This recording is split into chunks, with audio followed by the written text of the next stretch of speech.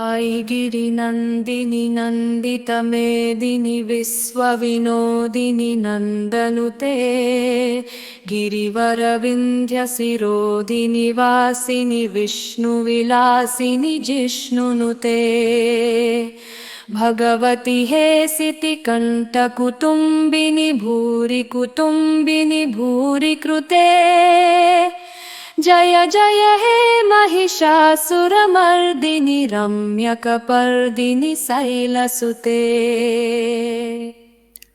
गुप्त नवरात्ras are going on. इस शुभ अवसर पर बोलिए माँ जगदम्बा की जय. Before I share what happened after my initiation, something else needs to be said. The more I look back, the more I realize what I had unknowingly done to my dharma. There's a tree called the bonsai. Do you know how it stays so small even when it has the potential to grow huge? You cut the root, then replant, then cut again and replant again and again, and the tree remains miniature, small. Same leaves, same bark, but no real growth. That's what happens when you keep cutting the root of a tradition. It may still look spiritual on the surface, but inside, it's shrinking. And this beautiful yet painful truth about our Sanatan Dharma, I didn't come up with it. Swamiji said it in his Devi Bhagavatam discourse. When I heard it, I realized that's exactly what I had done. I kept the outer rituals, but had cut myself off from the roots of Sanatan Dharma. And like a bonsai, everything looked spiritual outside, but nothing truly grew within me. Immediately after my initiation, something nudged me to watch the Devi Bhagavatam discourse available on os.me. It was just one discourse, but it felt as if a curtain had been gently drawn. A glimpse of my Guru, quiet yet vast. And even now, the more softly I come to know him, the more awe floods in, not from what he sows, but from what he holds back. Until then, I thought I knew what spirituality was. Read a little, chant something, light a diya, bow down, and ask. Ask, ask, ask, like God was some wish fulfilling tree. And blame him for everything, for all the problems in life. I had some Vedic chants, some rituals, thanks to my parents and the saints from Ramakrishna Mission, Arya Samaj, and others, but none of them were my own. But in that one discourse, I realized I didn't even know what sadhana meant. I didn't know what a nyas was, what Bindu Yoga, Sodasupachar, and even the hand mudras were. That there is not one but four Navaratris in a year. I thought I had it all figured out. But I was just a balloon swollen with borrowed understanding. And Swamiji, he didn't burst it with anger, he simply let the air out with one silent truth after another. Swamiji said something beautiful that stayed with me. He mentioned our ancestors wrote our history through stories. The truth fell asleep like the rabbit, and only the story kept running like the tortoise.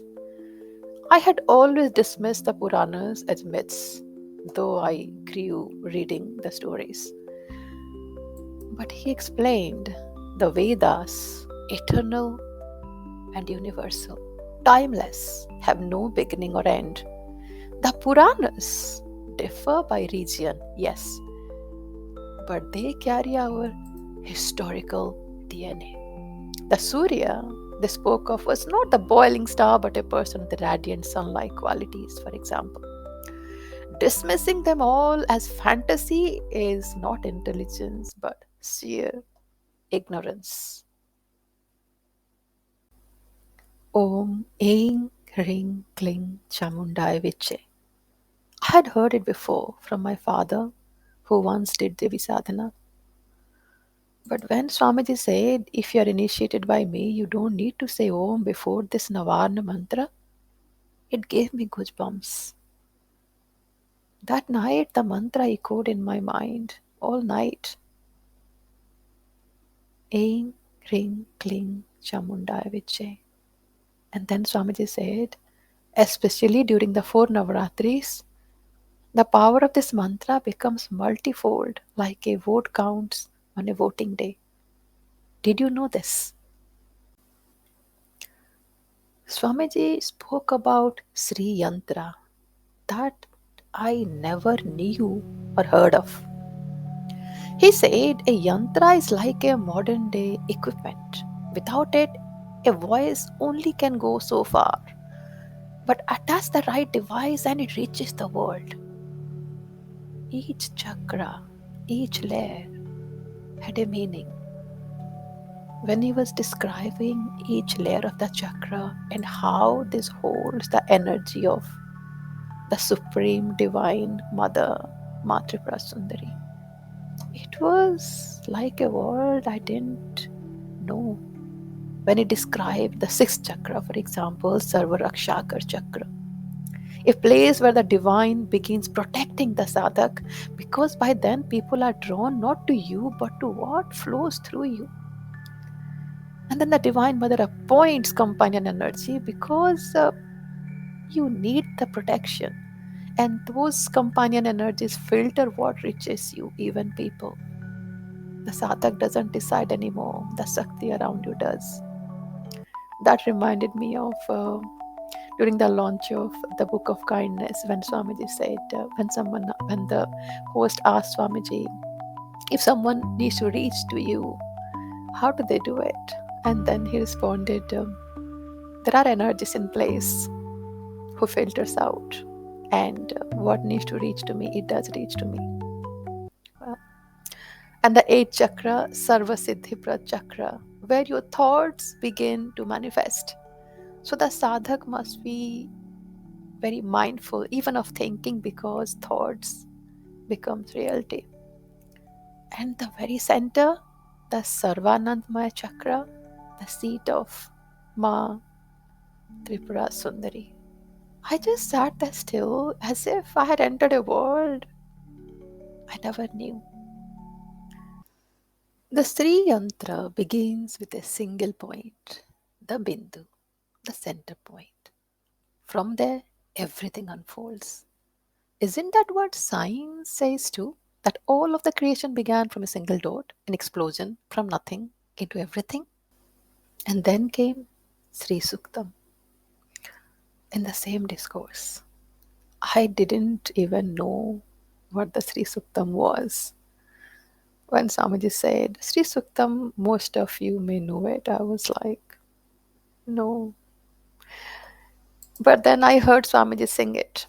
I couldn't understand all the words, but I loved it. The two lines stayed with me for days. Chandram Hiranyamaim Lakshmim Jatvedo Maavaha. And then other one, Manasaha Kamam Makutim Vachaha Satyam Srimahi. I don't know these two, Chandram Hiranyamaim Lakshmim and Satyam Srimahi. They just kept ringing in my head like a tape recorder constantly for days. I I didn't know the meaning. I didn't know Sri Suktam until finally I couldn't resist, and I learned the entire Sri Suktam a few weeks later. I only understood partial meaning, but I really understood the meanings when I read Swamiji's book, The Legend of the Goddess. In the same discourse, Swamiji said softly, I was certain I would meet the Divine Mother in this very lifetime. It wasn't a wish, it was as clear as my own hands, as if somebody has kept it on my hands. That's what he said. He spoke of his Guru's ashram, how he saw the 16-letter Sri Vidya mantra painted on the wall when he came out of the temple, when he went to his Guru's ashram, and how he was named Sarvananda after the very center chakra of Sri Yantra, where Matripura Sundari resides. The name of that chakra is Sarvanandhamaya Chakra, and his guru named him Sarvananda. And I had no idea who my guru really was until that moment. I don't think I know it now, but you get it. While growing up, I had more Arya Samaj way of living influence, a path where Vedas are honored and not murtis. God was energy, invisible, impersonal. So I did not have much faith on God having a form. Then Swamiji said, I have heard Swamiji in one of his discourses, God will come to you in the form you believe in. If you believe he has a form, he will come in a form. If you believe he is formless, you will feel his formless aspect. One truth, many rivers. For the first time in my life, I felt a pull towards Navratri Sadhana, and it was just 2 months away. I'm not here to promote any ideology or to say my guru is the only way. That would go against everything he has taught me. Sanatan Dharma doesn't impose, it invites. It allows you to question, to explore, and then walk your own path. And that's the beauty of the Sanatan Dharma. So if you are questioning, that's beautiful, it's excellent, because if you are sincerely seeking, I believe your truth will find you. So I'm here just to share my journey, which has only just started, holding my guru's hand. This is when I have come out of the well of my own world of ignorance, and I'm seeing the beauty of this vast world outside. To say I have seen the world just because I have now noticed some new trees, birds, and animals would be a lie. So, my biggest learning so far, however, someone seeks the divine, if it brings them peace and doesn't hurt others, it's valid. That path is theirs. As Swamiji often says, Einstein's truth was in the lab, Buddha's was in silence. Yours might be in service or dance or devotion. For me, it wasn't just his meditative power or his sadhanas or the miracles shared. It was his deep, unshakable commitment to human values, living this dharma as a way of living. Kindness, gratitude, truthfulness, compassion, give before you take, and so on. His connection with nature, his love for nature. I had read these words before, but I had never lived them. With His grace, I'm trying in baby steps. And honestly, I used to think I knew enough, that I was spiritual, that saints were only in stories, but I have seen otherwise. And for someone like me who never posted a photo, never had social media other than LinkedIn purely for professional reasons, now to come forward and say this, something moved. Not just in my mind, but something deeper I didn't even know existed. So I was initiated. After watching the Devi Bhagavatam, my reverence only grew, and a strong desire to see him in person came up. In a quiet walk through the woods, my silent temple, I softly prayed, Swamiji, will I never see you in person? I expected no answer, but just a few days later, I felt a nudge to check the ashram site. Life discourse in Himachal Pradesh. I booked the last available seat as if that seat had waited for me. But I couldn't travel alone because it was a remote ashram. My family didn't even know about him. And yet, when the prayer is sincere, His grace finds a way.